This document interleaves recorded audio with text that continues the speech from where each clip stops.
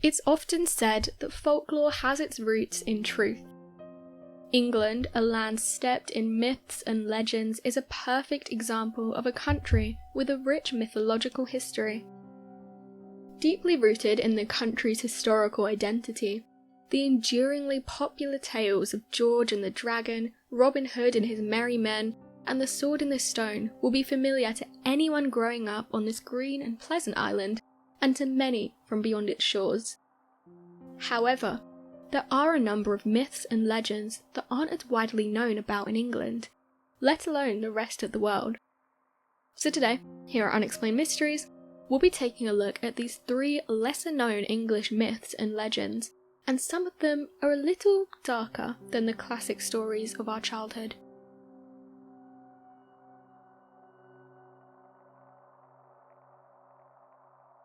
The Legend of the Chained Oak. The year was 1821, in Staffordshire, England. The then Earl of Shrewsbury, believed to be either Charles or John Talbot, was riding to his home in the village of Alton one evening. Legend has it that an old beggar woman suddenly stepped out in front of his horse and coach, bringing it to an abrupt stop. The woman asked the Earl for a single coin, which he denied her. Angered at his dismissal of her request, the old woman claimed she would place a terrible curse upon his family, relating to the great oak tree that stood nearby. She professed that for every branch that fell from the tree, a member of the Earl's family would mysteriously die. The Earl, being a reasonable man of high social stature, dismissed the claim and rode on home. Later that evening, a violent storm struck the village. A single bolt of lightning hit the great oak tree, bringing down one of its branches. Things took a sinister turn when, just as the old woman had warned, one of his family members died suddenly and unexpectedly. Now paranoid, the Earl ordered his men to place chains around the tree to prevent any more of the branches from falling. The chains remain there to this day. There are a few variations of the tale, with some believing it may have originated slightly earlier in the 19th century. One version recounts that it wasn't an old woman who stopped the carriage, but an old man instead. Another states that instead of a heavy storm bringing down one of the branches, it was the woman herself, with some sort of supernatural force. In this version, it was the Earl's son who had been riding his horse past the oak, and was killed by the falling branch. The tree itself is still standing, and is now around 1,300 years old, making it one of the oldest in the valley. It's well documented that oak trees were worshipped by people around the time the oak would have been in its infancy, before Christianity took hold in England. Other residents of the Alton area claim that the tree possesses some sort of supernatural power. It's been reported that the tree mysteriously groans and wails in a strange human-like manner, especially when branches fall. Some think that an alternative to the beggar curse story is that the locals became frightened and chained the tree up in an attempt to calm the moaning. In 2007, another branch fell from the tree. Talbot's descendants were hastily contacted by concerned locals, but they confirmed that nobody had died in their family. This of course makes the original story seem more like a myth and less like a true curse, but the truth won't ever be known.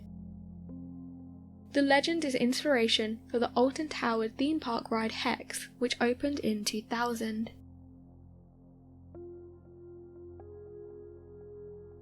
The Legend of Jenny Greenteeth. When anyone thinks of water monsters, terrifying creatures such as the Loch Ness Monster and the Megalodon shark tend to be the first ones that come to mind. However, if you're from the northwest of England, Jenny Greenteeth, or Ginny as she's sometimes known, may be more familiar to you than these fearful creatures of the deep. Here, legend has it that Jenny Greenteeth, a green-skinned water woman with thin grey hair and razor-sharp teeth, pulls small children, the weak and elderly, and other vulnerable, easy meals into the murky water she lives in, eventually drowning them. Some say she also lurks in the branches of trees, waiting to pounce upon people to drag them to a watery grave. It's thought that the legend was invented by locals to prevent their children from playing near dangerous waters, like those which are covered in pondweed, which can cause a grass-like illusion. Children were told that stepping on the weeds would lure Jenny Greenteeth towards them, where they would almost certainly meet their demise. Nowadays, Jenny Greenteeth may be widely regarded by many as nothing more than a myth, but for the superstitiously minded, she's considered quite real. Jenny Greenteeth has also been portrayed in popular culture. She's depicted as a vile green monster in Terry Pratchett's The Wee Free Men, and the child-snatching water demon in Simon Brown's Water Babies. She also inspired the lake monster Meg Mucklebones in Ridley Scott's film Legend, released in 1985. Whether you're from this area of England or not, it's fair to say that your parents telling you about a child-snatching water demon when you were only small would probably have put you off going near any body of water for quite a while.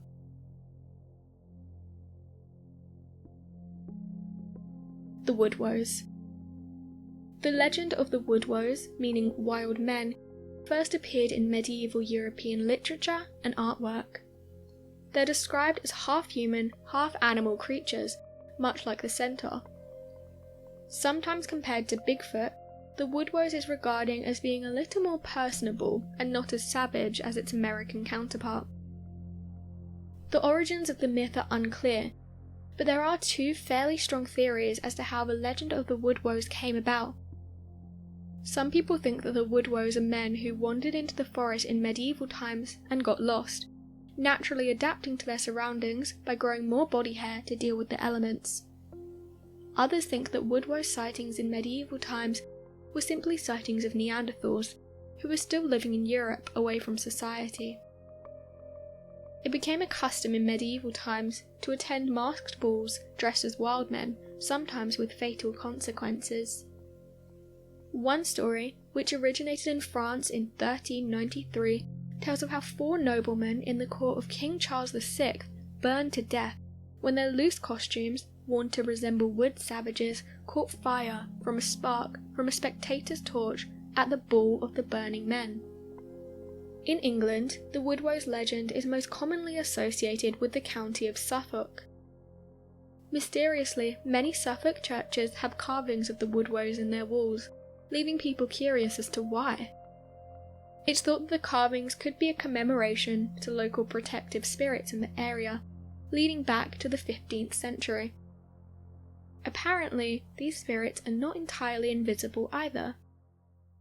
Back in 2011, a report on the paranormal database stated that a lorry driver, who was passing through fields near Elvedon on the A13, spotted a strange-looking creature. It was described as semi-human-like and a light brown or grey ape. These descriptions matched those of the Woodwose. Another similar incident was also reported in 2011. A man and his partner walking along Rendham Road in Surrey saw a figure that was described as 7 or 8 feet tall, silver, grey and dark, which the man described as seeming friendly. If these so-called spirits are protecting places, then perhaps the Woodwose isn't to be feared after all. While the Woodwose may not be a vengeful creature in England, it's depicted quite differently elsewhere in Europe. In the Slavic countries, for example, wild men are viewed as unclean spirits, much like demons. One account in Belarus describes the Woodwose as a cannibal, blood-drinking creature. In popular culture, the Woodwose has featured in Middle-earth novels, although in these instances they're simply referred to as woses. It's also known that the Jungle Boy Tarzan was loosely based upon the ancient wild men. The Woodwose is also featured upon various county and regional crests in Europe, reflecting its cultural significance. Myths and legends exist all over the world, and may or may not be figments of human imagination. They do, however, play on our deepest thoughts and sometimes scariest nightmares, alluding to the vulnerability of the human race.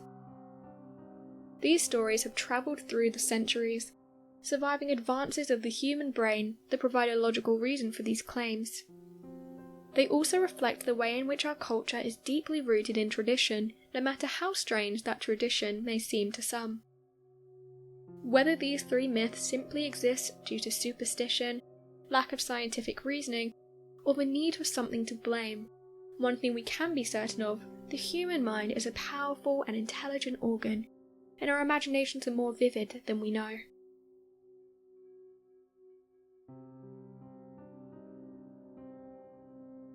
So what do you make of these lesser-known English mysteries? Be sure to let us know your thoughts in the comment section below, and help us by growing this community, whilst working to solve these unexplained mysteries. Thank you for watching, and don't forget to subscribe for more videos.